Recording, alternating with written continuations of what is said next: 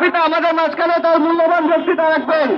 আমি আঙ্কেলকে তার মূল্যবান বক্তৃতা রাখার জন্য অনুরোধ করছি। বিসমিল্লাহির রহমানির রহিম। আমি শহীদ নাদিমুল হাসানের পিতা। 19 তারিখ জুলাই 19 তারিখ লক্ষ্মীবাজার এক গুলিতে 2 জন নিহত হয়। এই যে দেখতেছেন আপনারা এই ছবিটা, এই ওদিনটায় এই সাদা গেঞ্জিটা ছিল, এই লাল হয়ে।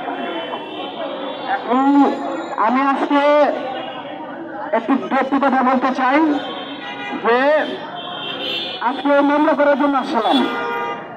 এখন মামলা করে কি হবে? এই আসামি যদি ছাড়া পেয়ে যায় তাহলে মামলা করে কোনো লাভ আছে বলেন? এই মামলা যদি আসামি টাকা খায়, যদি আসামিকে ছেড়ে দেয় তাহলে মামলা করে লাভ কি? তাই আমরা কি শহীদের বিচার কি আসে পাবো? আমরা কেউ পাবো না।